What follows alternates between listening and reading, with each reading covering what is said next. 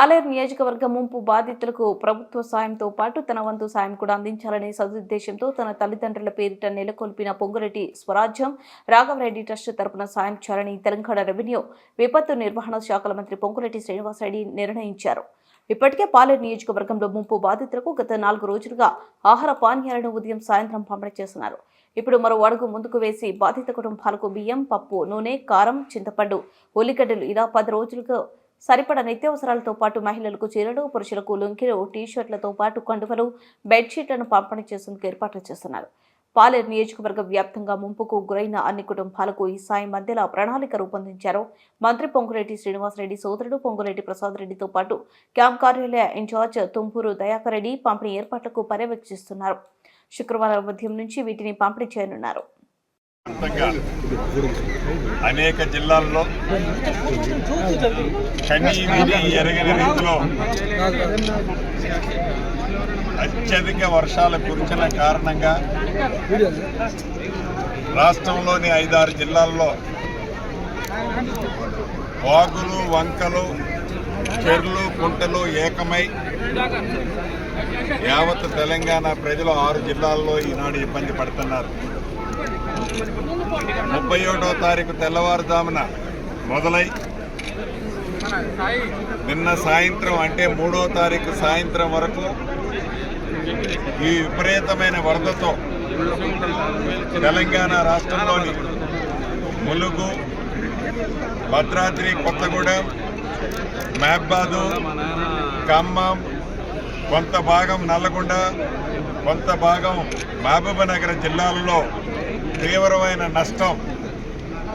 చాలా ఇళ్లు కూలిపోయాయి, వేలాది ఇళ్లు నీటమయమయ్యాయి, లక్షలాది ఎకరాలు కని విని ఎరగని రీతిలో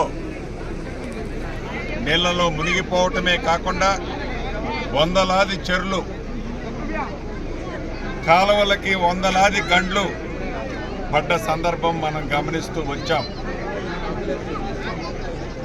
ఈ విపత్తుని దేశ విపత్తుగా పరిగణించాలని గౌరవ ముఖ్యమంత్రి గారు, కేబినెట్ మంత్రులు నిర్ణయించి 2 రోజుల క్రితమే కేంద్రానికి సుమారు 5,438 కోట్లు ఈ భారీ వర్షాలతో ఈ విపత్తుతో తెలంగాణ రాష్ట్రంలో నష్టము జరిగిందని వివరించడం జరిగింది. గౌరవ ముఖ్యమంత్రి రేవంత్ రెడ్డి గారు ప్రధానమంత్రి గారిని స్వయంగా వచ్చి పర్యవేక్షించవలసిందిగా, చూడవలసిందిగా కోరటం జరిగింది. కానీ కేంద్ర ప్రభుత్వం నుంచి ఈ రోజు వరకు ఎటువంటి స్పందన లేదు. కేంద్ర ప్రభుత్వం నుంచి తక్షణ సాయం కింద 2,000 కోట్ల రూపాయలు కావాలని కూడా అడగటం జరిగింది. దానికి ఉలుకు పలుకు లేదు. చాలా బాధాకరం. అంతేకాదు, ప్రధాన ప్రతిపక్షమైన గడిచిన 10 సంవత్సరాలు పరిపాలించిన ఆ పార్టీ బీఆర్ఎస్ పార్టీ నాయకులు కూడా శవ రాజకీయాలు, బురద రాజకీయాలు చేసుకుంటూ ఏదైతే మా అధికారులు, మా నాయకులు, మా కార్యకర్తలు మేము పడుతున్న కష్టాన్ని వక్రీకరించి కేవలం రాజకీయ లబ్ధి కోసమే తగిన టైంలో తగిన విధంగా స్పందించలేదనటం చాలా బాధాకరం. సుమారు ఇప్పటి వరకు రాష్ట్ర వ్యాప్తంగా 26 మంది ఈ వరద ప్రాంతాల వరద వల్ల చనిపోవటం జరిగింది. దాంట్లో భాగంగా ఇప్పుడు మనం వైరా నియోజకవర్గంలోని కారేపల్లి మండలం గంగారాం తండాలో ఉన్నాం.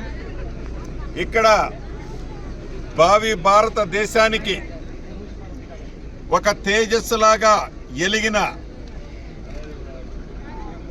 వ్యవసాయంలో ఒక మంచి సైంటిస్టు అశ్విని, వారి తండ్రి మోతీలాల్ గారు ఇద్దరు 31వ తారీఖు తెల్లవారుజాము 4 గంటలకి హైదరాబాద్ ఎయిర్పోర్ట్కి వెళ్ళేటప్పుడు కారులో వెళ్తుంటే ఉధృతంగా ఆకేరు వాగు రావటం వల్ల తను ఆ వాగులో తన తండ్రి తను కారుతో సహా కొట్టుకుపోయారు. చాలా బాధాకరం.